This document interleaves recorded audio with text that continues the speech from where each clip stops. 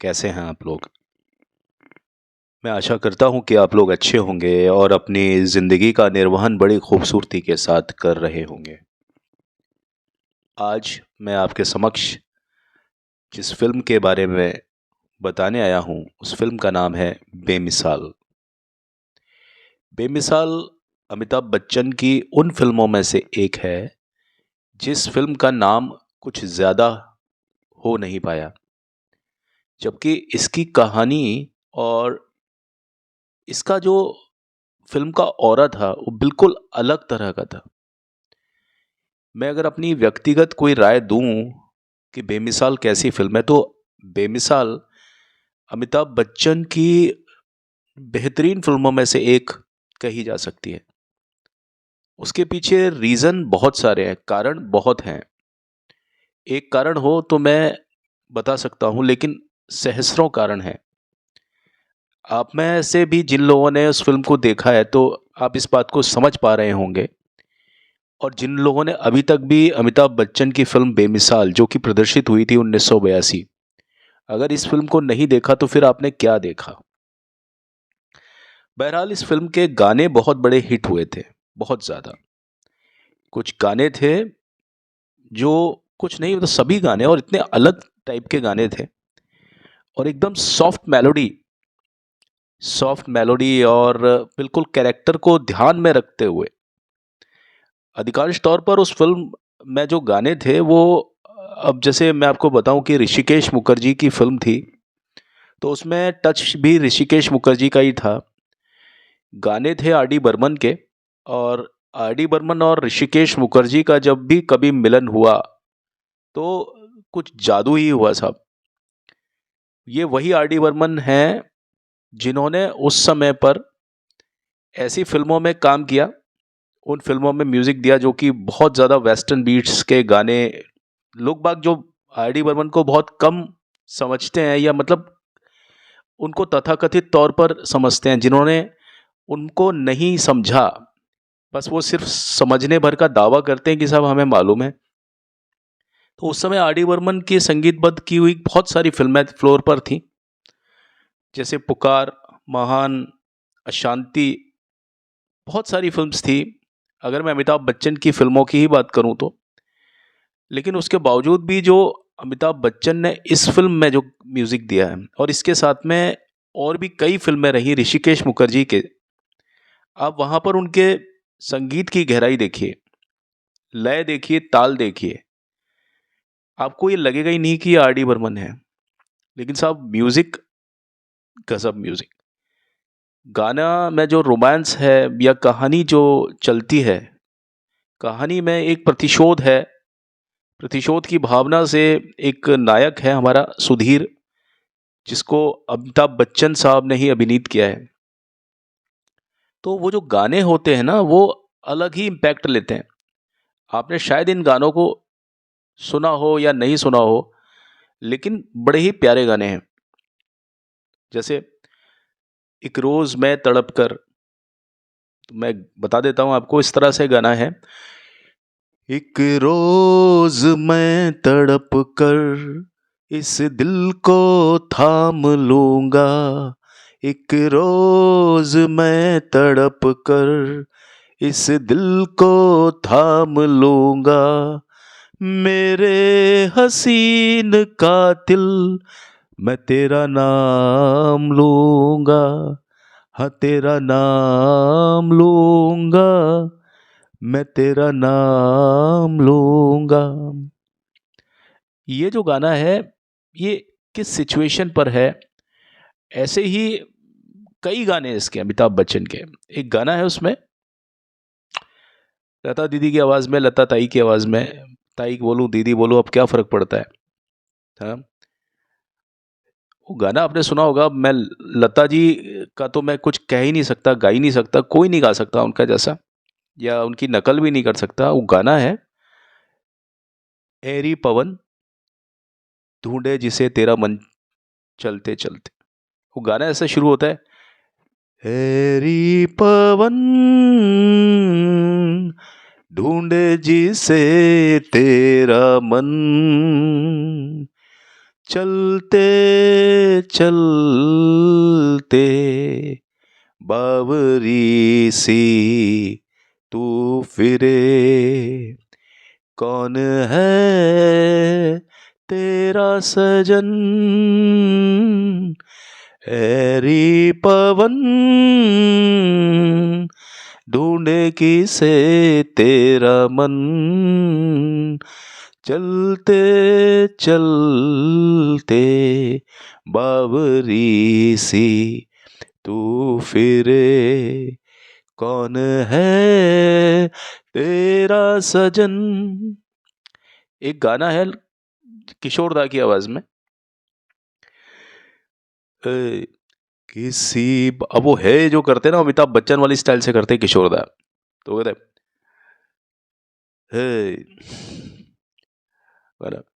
किसी बात पर मैं किसी से खफा हूँ, मैं जिंदा हूँ पर जिंदगी से खफा हूँ, हे खफा हूँ खफा हूँ खफा हूँ, किसी बात पर मैं किसी से खफा हूँ, मुझे दोस्तों से मोहब्बत है शायद, मुझे दुश्मनों से मोहब्बत है शायद, मैं एक दोस्त की दुश्मनी से खफा हूँ, मैं एक दोस्त की दुश्मनी से खफा हूँ, खफा हूँ खफा हूँ खफा हूँ, किसी बात पर मैं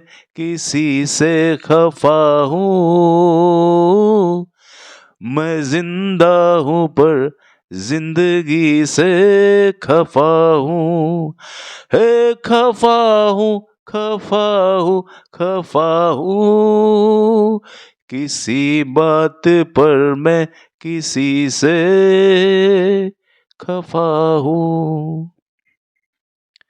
आप देखिए, ये मैंने गाना आपको गा के बताया बहुत हल्की फुल्की कोशिशों से, क्योंकि कुछ वर्डिंग्स भी मुझे ध्यान नहीं रहते, बस थोड़ा सा मैं धुन को समझता हूँ चीज़ों को, तो वर्डिंग्स लिखे तो नहीं होते ना मेरे पास, तो इधर से उधर हो जाए, कोई दिक्कत नहीं है, मतलब आपको नहीं होनी चाहिए, बस मुझे तो मैं जानता हूँ मैं क्या करता हूँ, बेवकूफ़ियाँ। लेकिन ठीक, आपको बताने का मेरा औचित्य ये है कि आर डी बर्मन साहब ने जो गाना, जो इस टाइप की धुन रखी उसमें, कैरेक्टराइजेशन के हिसाब से बहुत शानदार, बहुत ही बढ़िया।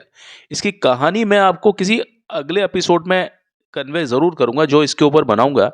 बाकी अभी मैं इसके बारे में कुछ आपको बात बताऊँ कि ये जो फ़िल्म थी, ये 1982 में रिलीज़ हुई थी, और उस समय एक चलन था जब अमिताभ बच्चन की कुछ फ़िल्में आई थी जिनमें कि डबल रोल्स थे अमिताभ के। अमिताभ बच्चन का एक एक फ़िल्म आई थी सत्ते पे सत्ता, जिसमें उनके डबल रोल थे। देश प्रेमी प्रेमी में उनके डबल रोल थे। महान में उनके ट्रिपल रोल थे। लेकिन ये एक ऐसी फ़िल्म थी जिसमें अमिताभ बच्चन के मतलब 2 रोल थे, ये माना हमने, लेकिन उन रोल में इतनी ज़्यादा वैराइटी थी, इतनी ज़्यादा वैराइटी थी कि एक जो पात्र है वो दूसरे पात्र से बिल्कुल भी नहीं मिलता। तो जिस किसी को भी अमिताभ बच्चन का डबल रोल वाली फिल्में पसंद हो, उसमें बेमिसाल फिल्म का नाम भी शुमार है। 2 भाई होते हैं, दोनों ही अमिताभ बच्चन हैं। एक भाई है वो बहुत ज़्यादा अवसादग्रस्त है, और एक भाई है जो बिल्कुल रोमांटिक छवि का दिखाई देता है। लेकिन वो भी है, वो थोड़ा एंटी हीरो टाइप का जो चलन है ना अमिताभ का, वो इस फिल्म में भी आपको बिल्कुल दिखाई देगा। और एंटी हीरो का भी अलग ही हिसाब किताब होता है अमिताभ का।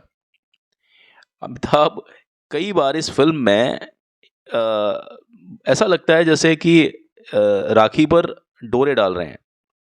राखी एक लड़की जिससे मुलाकात हुई इनकी कश्मीर में, और इनके जो परम मित्र हैं इस फिल्म में विनोद मेहरा साहब।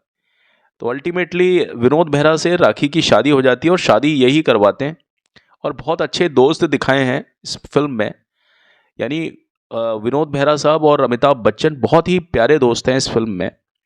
मुझे समझ में नहीं आया कि जितनी दोस्ती जय और वीरू की शोले फिल्म में थी, उसी लेवल की दोस्ती इनकी जो थी विनोद मेहरा और जो ये अमिताभ बच्चन का जो पात्र है सुधीर। आप बताएं कि अमिताभ बच्चन इस फिल्म में विनोद मेहरा का जो कैरेक्टर होता है उसके लिए काम तो विनोद मेहरा करता है, गलत काम जैसे इलीगल ऑपरेशंस या इलीगल अबॉर्शंस वो करते थे। इस फिल्म में वो डॉक्टर बने हैं, ये दोनों ही लोग डॉक्टर बने हैं, अमिताभ बच्चन और विनोद मेहरा साहब। लेकिन विनोद मेहरा का पूरा इल्ज़ाम, जो इलीगल जो अबॉर्शंस करते थे उसका इल्ज़ाम अमिताभ बच्चन ने अपने कंधे पर लिया कैरेक्टर में, और अमिताभ बच्चन जेल चले गए। और वहाँ से फिर वो जब बहुत ज़्यादा बूढ़े हो गए फिर वो अमिताभ बच्चन आते हैं और फिर वो पूरी कहानी फ्लैशबैक में चलती है। जिन लोगों ने ये फिल्म नहीं देखी उनको बहुत अच्छी लगेगी इस फिल्म को देखना। और जो व्यक्ति अमिताभ बच्चन को थोड़ा सा अलग किरदार में देखना चाहता है, वास्तव में अमिताभ बच्चन ने इस फिल्म में एक अलग ही मुकाम हासिल किया है। बहुत लोग इस फिल्म में बताते, मतलब अमिताभ बच्चन की जो फेवरेट मूवी है उसमें नाम लेते हैं डॉन, बहुत लोग बोलते हैं शोले, बहुत लोग बोलते हैं दीवार, जंजीर। पर मैं आपको कहता हूं कि अगर आपने बेमिसाल फिल्म नहीं देखी तो अमिताभ की कोई भी फिल्म नहीं देखी आपने। इतनी गजब की एक्टिंग कि मैं क्या बताऊं आपको, ऐसी एक्टिंग कोई कर नहीं सकता। इवन अमिताभ बच्चन ने भी इस एक्टिंग को करने के लिए ना जाने अपने इतिहास के ना जाने कौन कौन से पन्नों को खंगाला नहीं होगा। और मैं ये कहता हूँ कि जब तक किसी इंसान में इस किरदार को समझने की कुव्वत नहीं होगी ना, वो इंसान, वो अभिनेता इसको एक्ट नहीं कर सकता। आज हमारे इंडस्ट्री में बहुत बड़े बड़े कलाकार हैं, बहुत बड़े कलाकार रहे हैं 90s के और तो अभी जो हैं, पूरा एक फ्लर्ट वाला कल्चर चलता है, दिखता है। हालांकि कलाकार पहले भी फ्लर्ट करते थे, लेकिन ये जो अभिनय क्षमता अमिताभ बच्चन में है कि फ्लर्ट करने का अंदाज जो बताया है अमिताभ बच्चन द्वारा इस कैरेक्टर ने, अरे कमाल कर दिया। अमिताभ बच्चन जितना फ्लर्ट, मतलब उसके बावजूद भी आपकी निगाहें अमिताभ बच्चन से किसी भी फ्रेम से हटती नहीं है। इस अंदाज में उन्होंने फ्लर्ट किया, आपको लगता है, साफ लगता है कि अमिताभ बच्चन का जो कैरेक्टर है वो फ्लर्ट कर रहा है। कभी राखी के साथ, कभी एक लड़की थी उसमें शीतल, उसके साथ जो इनका कैरेक्टर था।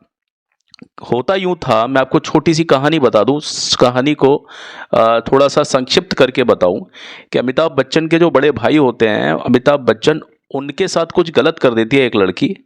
वो जो भाई होते हैं वो मास्टर होते हैं और उस लड़की को घर पर पढ़ाने के लिए जाते हैं। काफ़ी बड़ी लड़की होती है और कुछ उसको शायद कुछ म्यूज़िक वगैरह कुछ सिखाने के लिए जाते हैं। अब वो लड़की का जो चरित्र होता है वो थोड़ा सा गड़बड़ होता है।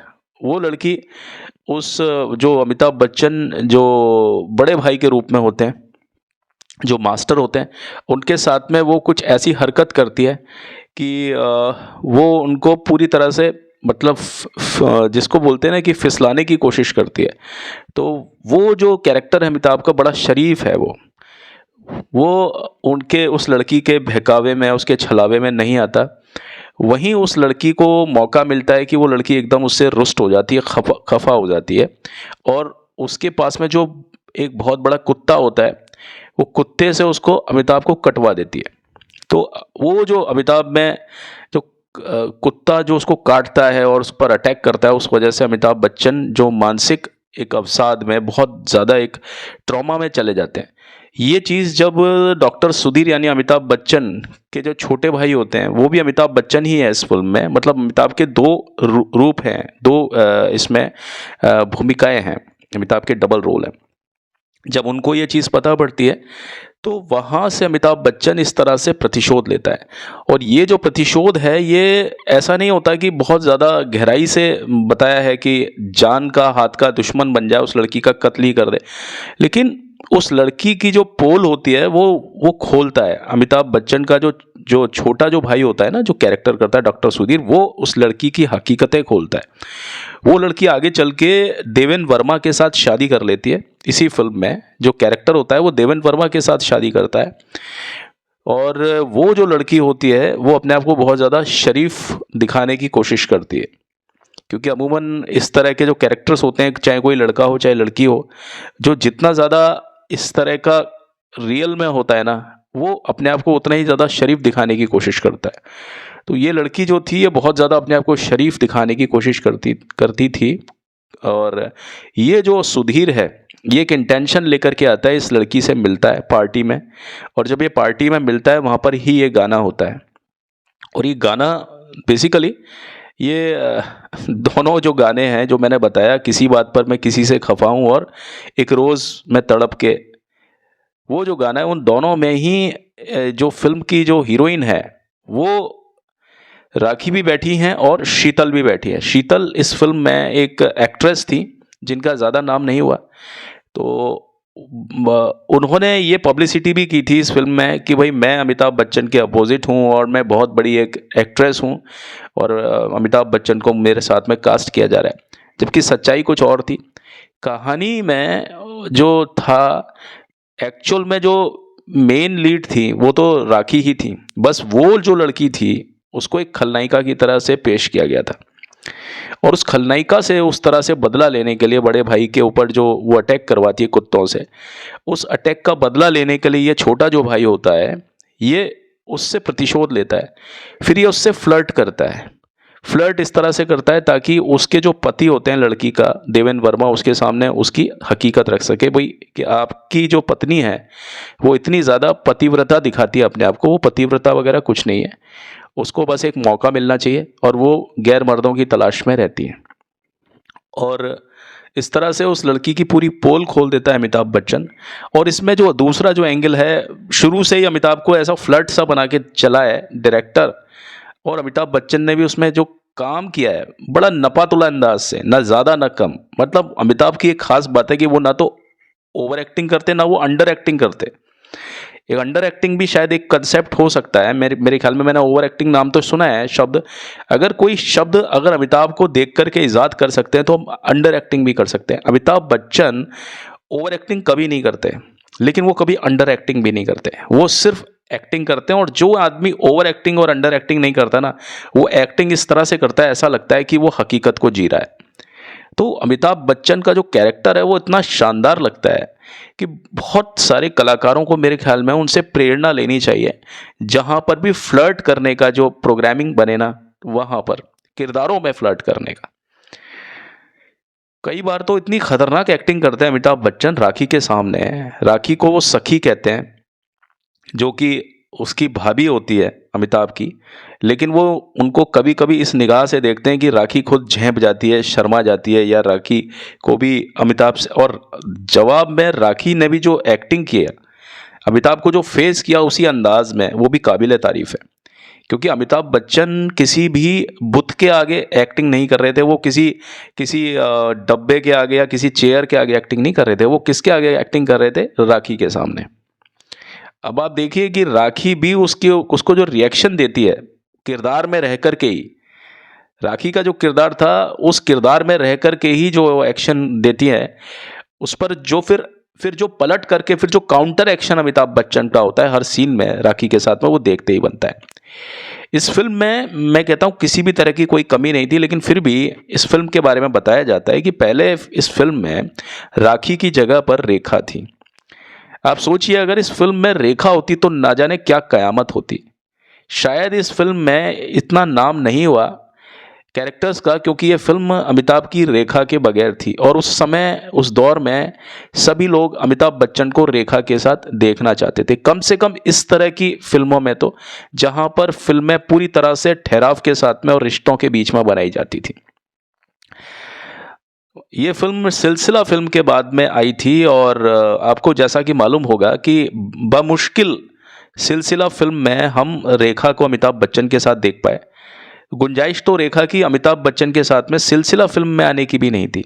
ये तो बहुत ज़्यादा कोशिशों के बावजूद कहीं कुछ ऐसा कुछ समीकरण बन पाया कि हमने सिलसिला फिल्म में अगर रेखा को अमिताभ के साथ देखा तो वहाँ जया बच्चन भी साथ में थी। जैसा कि मैंने आपको पिछले अध्यायों में भी बताया है कि जया बच्चन ने जो जया भादुड़ी से जया बच्चन बन चुकी थी, अमिताभ से उनकी शादी हो चुकी थी 1973 में।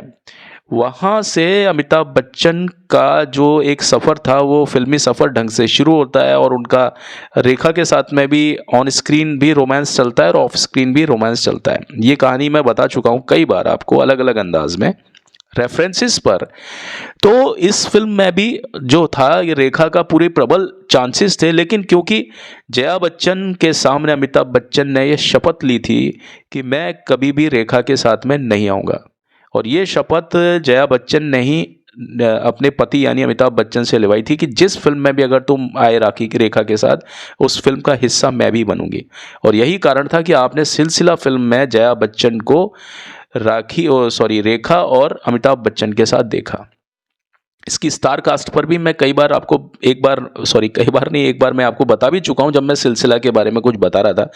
तो ये फिल्म भी रेखा के नाम ही होती, अमिताभ बच्चन और रेखा को ही लोग बाग देखना पसंद करते। लेकिन काबिले तारीफ यह है कि इस फिल्म में राखी ने जो किया वो भी बड़ा कमाल का था। लेकिन अगर इस फिल्म में रेखा होती तो मेरे ख्याल में ये फिल्म इतनी शानदार होती और गजब का एंगल होता, क्योंकि इस मामले में फ्लर्ट जो एंगल है वो रेखा भी बहुत अच्छा कर्व करती है, बहुत बढ़िया।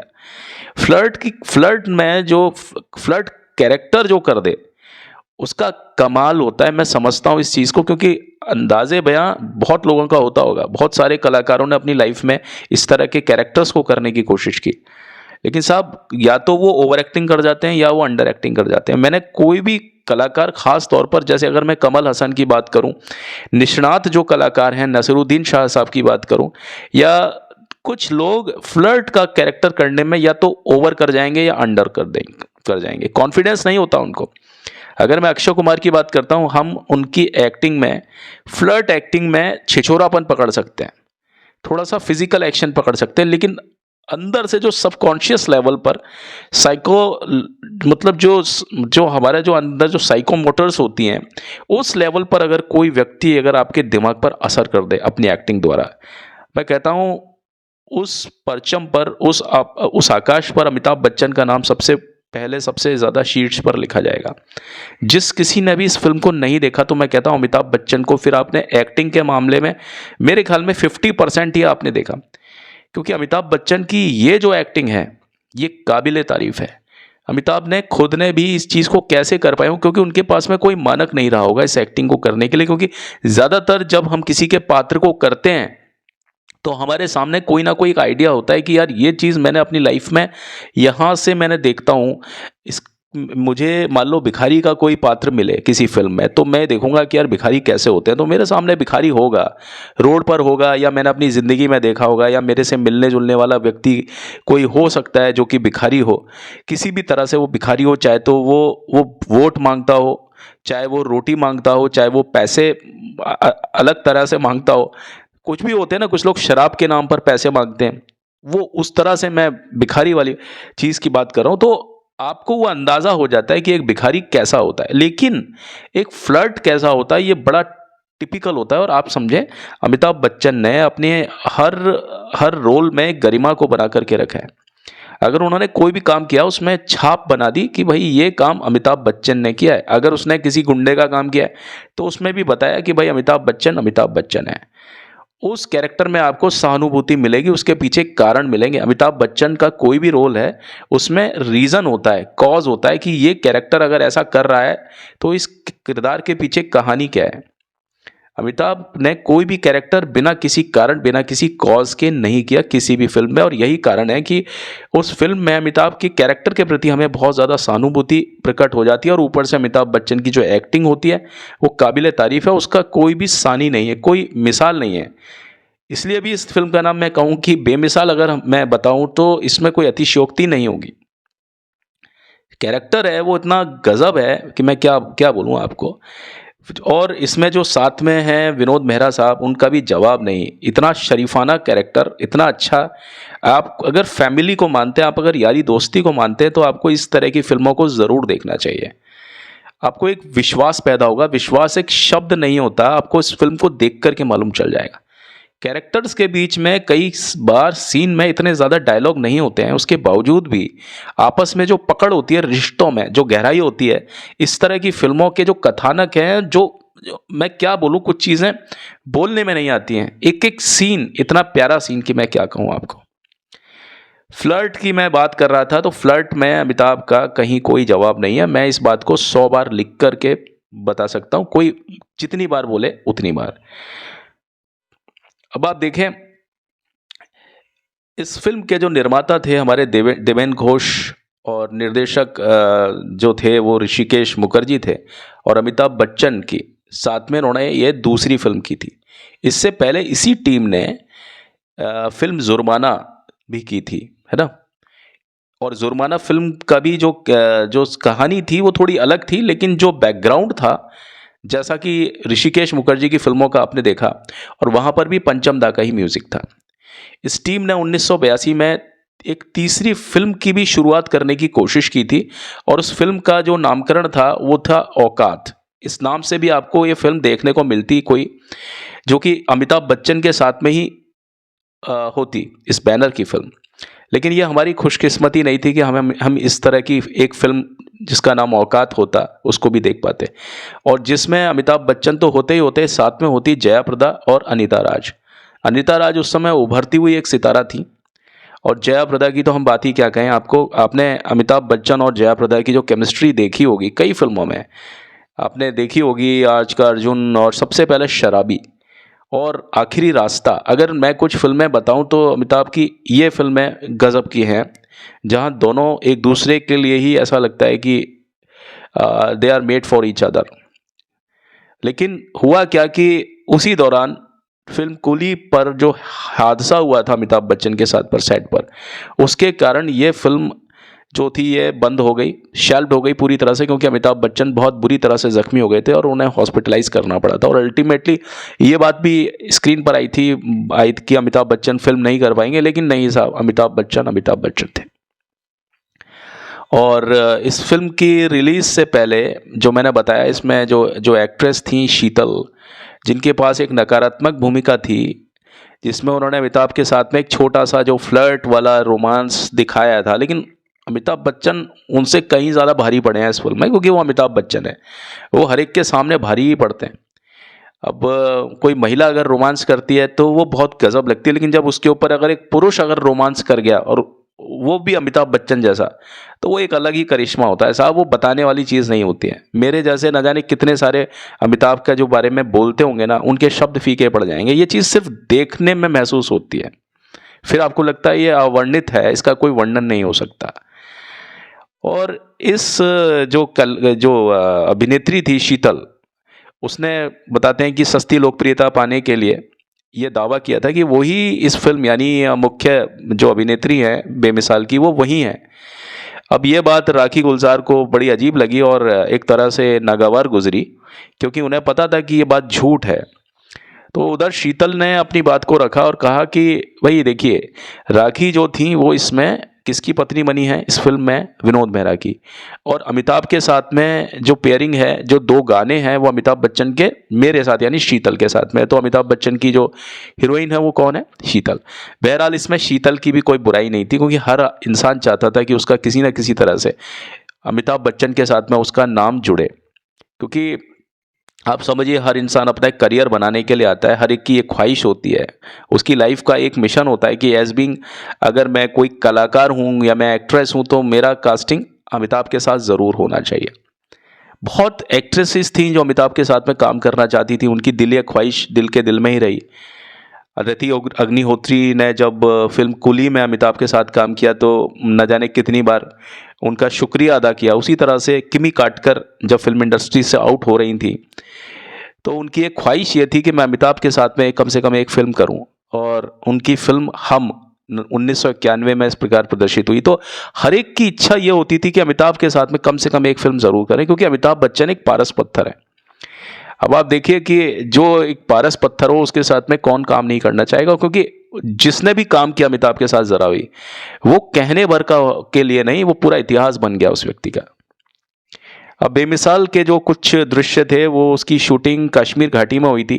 जैसा कि आपने देखा होगा उसके जो गाने वगैरह भी, मतलब गाने में उसकी लोकेशन नहीं है, गाने तो खैर कमरों के अंदर ही है, लेकिन इस फिल्म के गानों में आप देखिए, एक जो गाना है लता की आवाज़ में, लता ताई कहूँ चाहे दीदी कहूँ, हमेशा ताई निकलता है। आशा है, आशा को ताई बोलते हैं, लेकिन वो दोनों बहनें हैं इसलिए कोई ऐसी बात नहीं। वो जो गाना है एरी पवन, वो गाना आपको यहीं मिलेगा, पहलगाम की जो घाटी है वहाँ पर अरे राखी गा रही हैं उसको। उसके अलावा जो 2 गाने हैं वो कमरे में गाए हैं, और वो भी बड़ी अच्छा एक पूरा फेस एक्सप्रेशन के साथ में पूरा कैमरे को पूरा क्लोज अप लेकर के। लेकिन ये जो गाना था ये शूट में वहाँ था, और इसके अलावा जो भी कोई फाइट सीक्वेंस थे, 1-2 फाइट सीक्वेंस भी थे, बड़े प्यारे फाइट सीक्वेंस थे।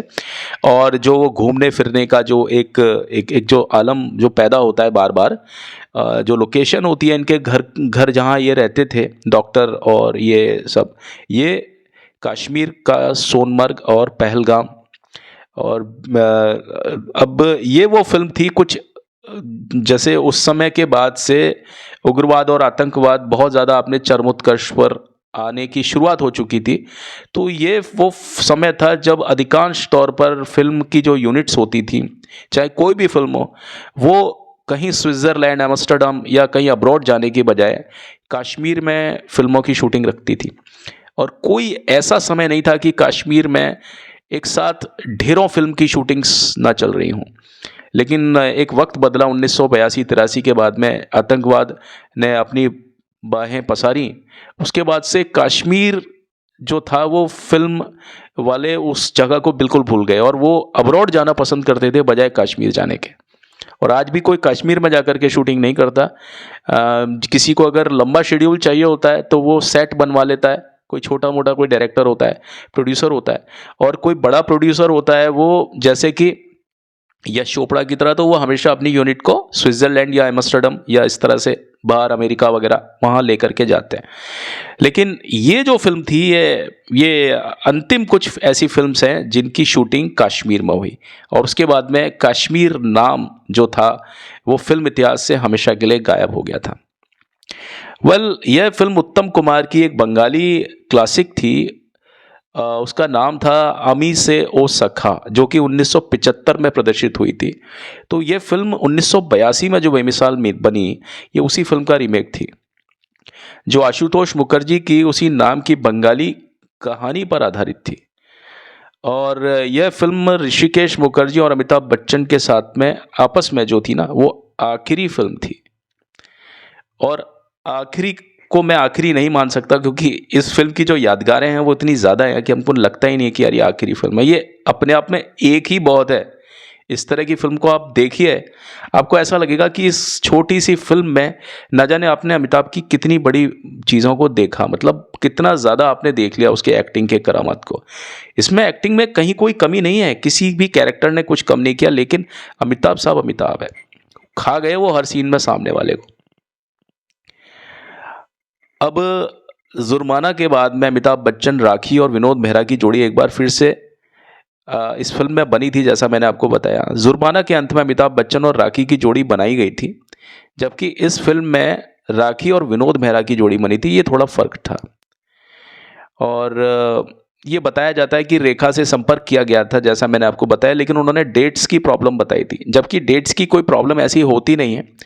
प्रॉब्लम वही थी कि ये फिल्म बन नहीं सकती थी रेखा के साथ में, क्योंकि सिलसिला फिल्म ही बड़ी मुश्किल से मिली। अमिताभ को इसकी इजाज़त इस शर्त पर मिली थी सिलसिला के को बनने के लिए कि उस फिल्म में जया बच्चन भी उस फिल्म का हिस्सा होंगी, लेकिन इस फिल्म में वो चीज़ रिपीट नहीं हो सकती थी। फिल्म के शुरुआती दृश्यों में विनोद मेहरा राखी को एक कविता के जरिए प्रभावित करते हैं, जिसकी पहली पंक्ति है, दूर सुनसान से साहिल के करीब। तो एक्चुअल में ये जो कविता है, ये जो एक पंक्ति है, ये गुलजार साहब की पंक्ति है, और गुलजार साहब का इस फिल्म से कोई भी लेना देना नहीं था। वो इस फिल्म से किसी भी तरह से दूर दूर तक भी नहीं जुड़े हुए थे। तो आप समझिए कि जो लोग गुलजार को मानते हैं वो समझते होंगे कि गुलजार का जो कद काठी थी उस समय भी कितनी ज़्यादा बड़ी थी। एक बड़ी इंटरेस्टिंग बात ये भी रही कि अमिताभ बच्चन ने शूटिंग खत्म होने के बाद में भी इस फिल्म में राखी को सखी कह करके ही बुलाया। एक शब्द था, एक संबोधन था, एक इन्वोकेशन था, सखी। बड़ा प्यारा संबोधन था, जिससे कि अमिताभ बच्चन राखी को सखी कह कर बुलाते थे इस फिल्म में। और सखी को उन्होंने न जाने कितने अंदाज में बोला। जब लड़ाई हो रही है तो भी सखी, जब फ्लर्ट कर रहे हैं तब भी सखी, जब वो अपने दोस्त की शादी की बात कर रहे हैं तब भी सखी, जब वो जेल से छूट कर आते हैं तब भी वो राखी को सखी बोलते हैं। और सखी बोलने में जो उनका जो बात है और अदायगी, आप देखिए, आप कत्ल है वो फिल्म। तो इस फिल्म में सखी उन्होंने बोला राखी को, लेकिन फिल्म की शूटिंग के बाद में भी अमिताभ बच्चन ने राखी को सखी कहना नहीं छोड़ा। और इस फिल्म को मतलब ये होली के समय पर रिलीज हुई थी ये फिल्म 1982 में, और सेम उसी समय पर संजीव कुमार साहब की एक फिल्म थी अंगूर, जिसमें अमिताभ बच्चन तो नहीं थे, लेकिन संजीव कुमार और देवेन वर्मा की जो मतलब डबल रोल थे, दोनों ही किरदारों के डबल रोल थे। संजीव कुमार का भी डबल रोल और देवन वर्मा के भी डबल रोल। और वो कॉमेडी ऑफ एरर्स, शेक्सपियर का जो कंसेप्ट है उस पर आधारित फिल्म थी। वो फिल्म भी खूब चली, बहुत अच्छी फिल्म।